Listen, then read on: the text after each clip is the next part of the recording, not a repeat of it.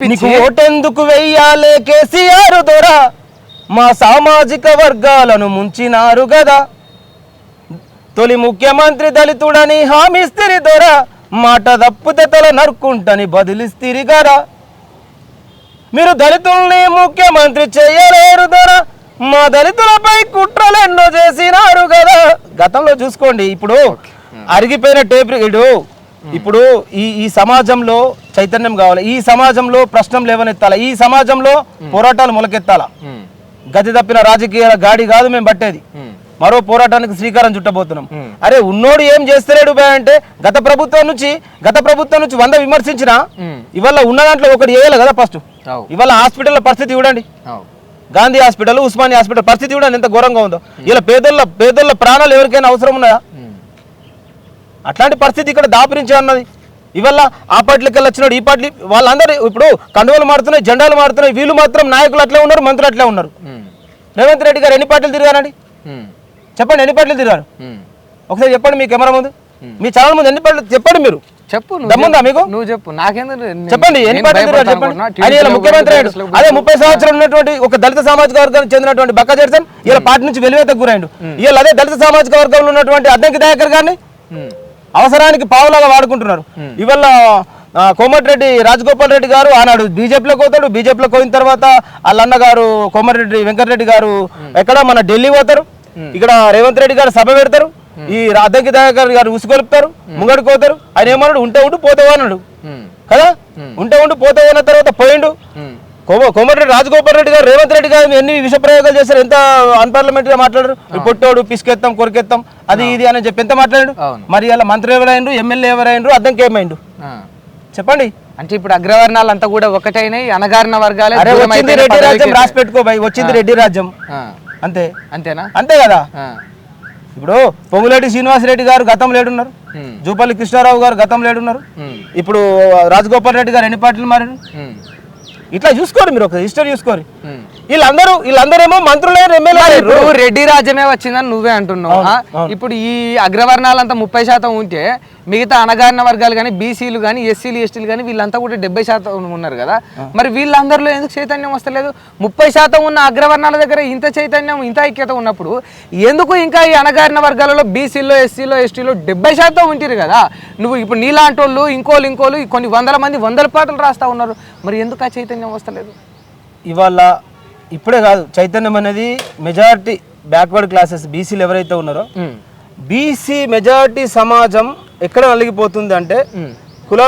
కులాల రొంపిలో మతాల మగ్గులో నలిగి చస్తా ఉన్నది బీసీ సమాజానికి ఈ ఒరిజినల్ రిప్రజెంటేటివ్ అనేది ఒరిజినల్ అసలు వాస్తవంగా చరిత్ర అనేది తెలుసుకునే సోయిలో కానీ తెలుసుకున్న తర్వాత ఏం చేయాలనే తెగింపు కానీ నా మెజారిటీ ప్రజల్లో కనబడతలేదు ఇది ఎప్పుడు కనబడతలేదు తెలుసా స్వాతంత్రం రాకన్నా ముందు నుంచి కనబడతలేదు ఏమై ఉంటదంటావు ఇప్పుడు స్వాతంత్రం రాకముందు నుంచి అయి ఉంటుందని నువ్వే స్పష్టంగా చెప్తా ఉన్నావు ఇన్ని ఏండ్ల సంధి కూడా ఇంతవరకు కూడా ఈ నిమ్న వర్గాలలో ఇంకా ఎందుకు ఒక చైతన్యం రాలేకపోయిందంటావు మస్తిష్క బానిసత్వం బానిసలు 2 రకాలు ఉంటాయి బానిసత్వం 2 రకాలు ఉంటాయి ఇది మూడో రకం అంటే శారీరక బానిస మానసిక బానిస ఈయనకు తెలియకుండానే బానిసత్వంలోకి వెళ్ళిపోతుంది అదే తెలియకుండా ఇది నాతో కాదు ఇప్పుడు ఇట్లా మాట్లాడుతున్నానండి ఇప్పుడు ఎవరైనా ఇప్పుడు మెజారిటీ ప్రజలు కదా మాట్లాడవలసింది అరే ఎస్సీలకు ఉన్నాయి 12% రిజర్వేషన్లు 18% రిజర్వేషన్లు ఎస్టీలకు ఉన్నాయి ఎస్సీలకు ఉన్నాయి ఎస్టీలకు ఉన్నాయి బీసీలకు ఎవరిచ్చి రిజర్వేషన్లు బీసీలకు ఎక్కడికి వెళ్ళి వచ్చింది ఆనాడు స్వాతంత్రం కంటే ముందు సైమన్ కమిషన్ ని వద్దన్నది వీళ్ళే సైమన్ కమిషన్ నుంచి పడితే మండల్ కమిషన్ నుంచి బిందేశ్వరి ప్రసాద్ గారు ఒక కమిషన్ ఏర్పాటు చేశారు బీసీల కోసం ఎవరి దామాషా ప్రకారం వారికి వాటా కావాలి రాజ్యాధికారం వాటా అని అప్పుడు ఆయన వెంట బీసీలు లేరు కానీ ఆయన పోరాటం కొనసాగించిండు ఇందిరాగాంధీ గారు ఆనాటి ప్రభుత్వంలో ఆయన పార్టీని ఆయన వ్యవస్థను రాజకీయంగా శూన్యం చేయాలని చూసినా కానీ బిందేశ్వరి ప్రసాద్ మండల్ గారు పెట్టినటువంటి పుణ్యమే ఈనాడు 27% రిజర్వేషన్ ఇంప్లిమెంట్ అవుతుంది కానీ ఆ 27% పొందినా కానీ ఇవాళ 52% బీసీ మెజారిటీ ప్రజలు ఉన్నారు అని అంటే అధికారికంగా ఎప్పుడో ఇచ్చినటువంటి లెక్కలు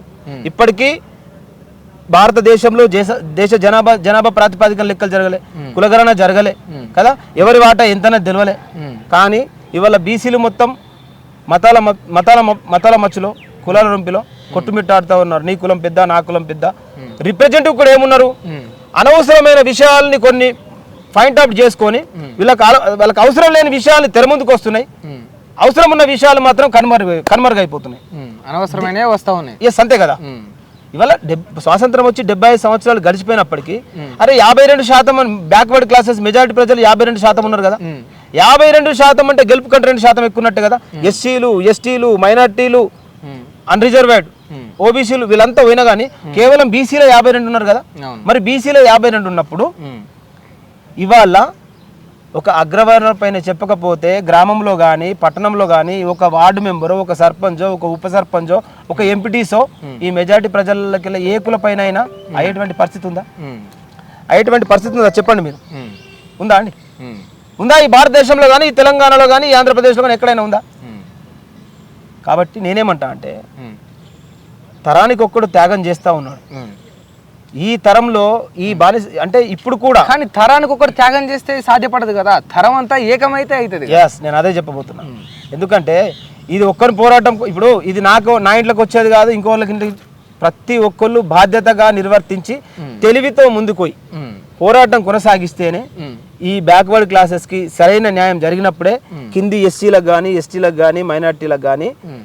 అందరికి కూడా ఆ ఫలాలు అనేటివి అందుకుంటూ వస్తాయి. ఇక వీళ్ళు హెడ్ మీద ఉన్నటువంటి 52% ఉన్నట్టు వీళ్ళే నాకెందుకులే అన్నప్పుడు కింది స్థాయి వాళ్ళు ఎంత పోరాడినా వీళ్ళకందంది,